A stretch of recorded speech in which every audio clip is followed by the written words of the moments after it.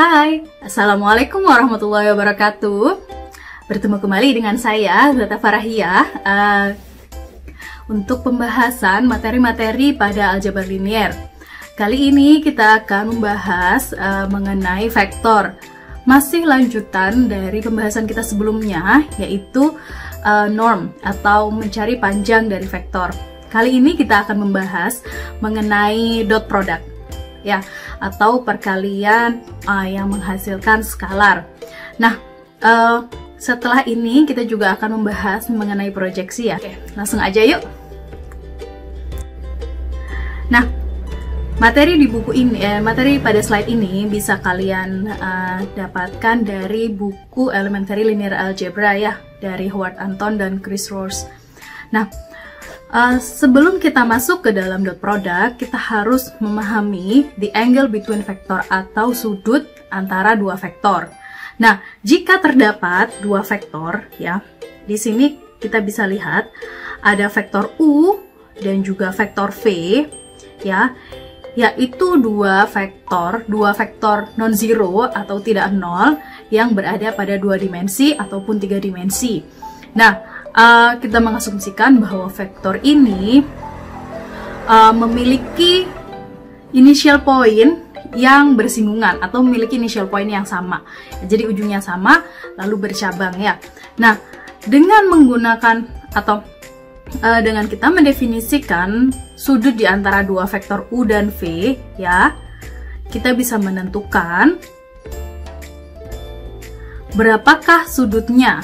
Dan juga kita juga bisa mencari dot product antara dua buah vektor yang bersinggungan ini.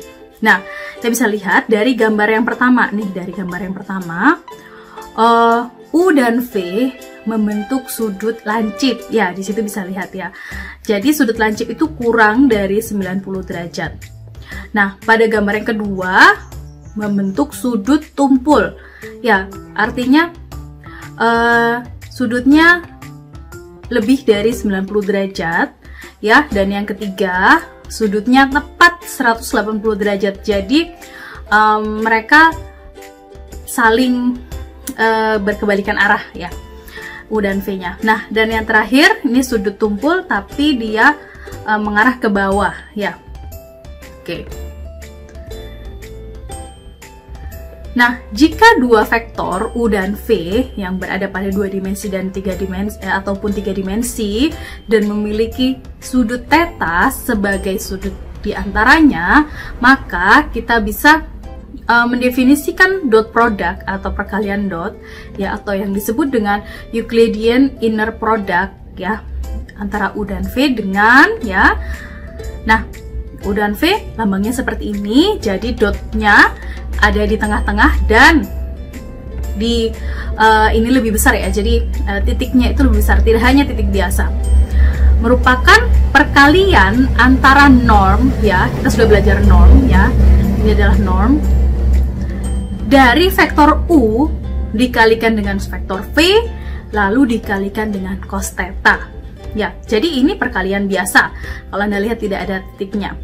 Nah, hal ini berlaku jika vektor U dan vektor V tidak sama dengan 0. Nah, tapi hasilnya akan 0 apabila vektor U ataupun vektor V sama dengan 0, ya. Jadi jelas, ya, kalau sama dengan 0 berarti panjang atau normnya juga sama dengan 0. Nah, hasil dari dot product ini adalah skalar. Nah, jadi hasilnya bukan lagi vektor, melainkan skalar, karena kita sudah menghitung normnya lalu kita kalikan dengan cos. Tidak ada arahnya, hanya murni skalar, magnitude aja. Nah, kita coba, ya, ini adalah contoh soal, ya. Kita lihat pada gambar 3.3.2, di situ terdapat dua vektor, ya, yaitu ada vektor U, ya. Vektor U adalah 0, 0, 1. Dia berada pada tiga dimensi dan satu ini ada di sumbu Z, ya. Dan vektor V yaitu 0, 2, 2. Nah, sudut di antara keduanya adalah 45. Maka dot product dari U dan V adalah simply kita tuliskan sebagai norm dari U, ya, ini norm dari U, dikalikan dengan norm dari V, dikalikan dengan cos theta. Nah, di sini kita lihat untuk perhitungan normnya, ya, ini norm U, dan ini adalah perhitungan untuk norm V, dan ini adalah cos theta, cos 45 derajat. Oke, nah, kalau mau dijabarkan berarti ini 1 dikalikan dengan akar 4 ditambah 4 dikalikan dengan 1 per akar 2. Nah, bagaimana dia bisa mendapatkan 2? Di sini berarti 1 ya hilang. 4 ditambah 4 berarti 8. Nah, akar 8 dikali dengan 1 per akar 2. Nah, kalau kita jadiin 1 kan bisa menjadi seperti ini, 8 per 2. Kita tinggal coret jadi 4. Berarti sama dengan akar 4 sama dengan 2. Oke, cukup simple, cukup mudah ya. Nah, kita langsung lanjut ke slide berikutnya. Nah, ada komponen dari dot product ya. Yang pertama adalah misalnya vektor U, ya, ini adalah vektor U memiliki komponen U1, U2, dan U3, dan vektor V memiliki komponen V1, V2, V3 adalah dua vektor non-zero. Nah,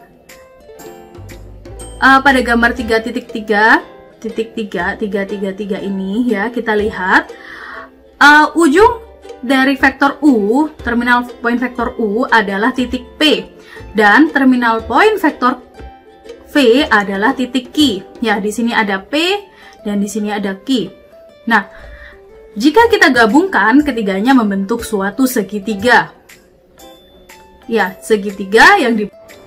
Nah, jika kalian lihat ini adalah suatu segitiga, maka untuk mencari panjangnya vektor PQ ini, ya, ini adalah vektor PQ dari titik P ke titik Q, ya, kita bisa gunakan aturan kosinus atau law of cosines, ya.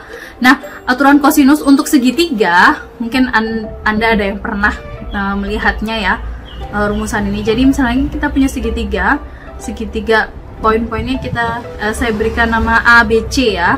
Nah, jadi di sini berarti adalah sudut C, sudut yang mengarah ke CB, sudut CB. Ya. Nah, jadi untuk mencari panjangnya CB, ya, kita gunakan aturan Pitagoras yang modifikasi bukan. Jadi rumusan Pitagoras untuk kosinus ya. Jika apa tuh namanya? Kalau Pitagoras itu kan untuk segitiga siku-siku. Nah, kali ini bukan segitiga siku-siku ya. Nah, untuk menghitung CB, kita membutuhkan AC kuadrat ditambah AB kuadrat dikurangi 2AC kali AB kali cos sudut CB. Cos sudut yang ada di hadapannya. Nah, sama ya, kita menggunakan rumusan ini untuk mencari panjangnya PQ. Ya, jadi vektor U ditambah vektor V kuadrat, ya, panjangnya dikurangi dengan 2 norm U kali norm V dikalikan dengan cos theta. Nah, karena PQ adalah vektor V min U, maka bisa kita menuliskan lagi persamaan yang nomor 2 sebagai berikut. Ya. Jadi PQ kuadratnya dibuat PQ-nya U kali V kali cos theta-nya ya, yang sisi sini dipindah ke sini sama dengan ya, harusnya kan 2. Di sini ada 2-nya, di sini ada 2 tapi 2-nya pindah ke bawah ya. Nah, berarti ini 2-nya pindah ke bawah, setengah dikalikan U kuadrat plus V kuadrat dikurangi V min U kuadrat. Nah, V min U ini adalah PQ. Norm PQ. Nah, setelah itu kita bisa sederhanakan ya, menjadi ini kan menjadi U dot V sama dengan setengah, kita tuliskan lagi ya. Nah, dengan substitusi kita mensubstitusikan atau kita mengganti U dengan penjumlahan antar komponennya ya, U1 kuadrat ditambah U2 kuadrat ditambah U3 kuadrat kan normnya ya, tapi karena dia kuadratkan maka akarnya kan hilang ya, kita mendapatkan hasil seperti ini, V min U kuadrat. Dengan ini kita menggantinya ya, maka setelah kita sederhanakan kita akan mendapatkan hasil akhir seperti ini, U dot V sama dengan perkalian antar komponennya, komponen dua vektor tersebut. U dikalikan dengan U1 dikalikan dengan V1, komponen 1 dan komponen 1 ditambahkan U2 kali V2 ditambahkan U3 kali V3. Nah, hal ini sama halnya ya, kalau di dua dimensi berarti tidak ada komponen ketiga, hanya komponen ke-1 dan ke-2 aja. Nah, maka dari sini kita bisa mengambil kesimpulan bahwa untuk menghitung dua buah vektor, untuk menghitung dot product dari dua buah vektor, kita bisa gunakan dua cara.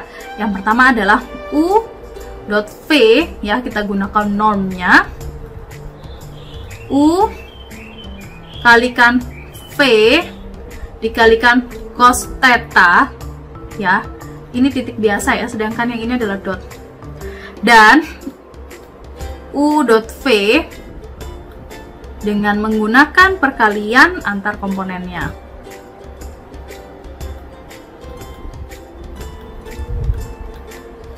Oke, nah dari sini sebenarnya kita juga bisa mendapatkan cos theta ya, jika nanti diketahui norm-normnya dan juga produknya, dan kita diminta untuk mencari angle atau sudut di antara keduanya, maka kita bisa gunakan ini, cos theta sama dengan U dot V dibagi dengan norm U dikalikan dengan norm V. Oke, ini adalah hasil dari pembahasan pada video kali ini. Sampai ketemu pada video berikutnya. Terima kasih telah mendengarkan. Wassalamualaikum warahmatullahi wabarakatuh. See you.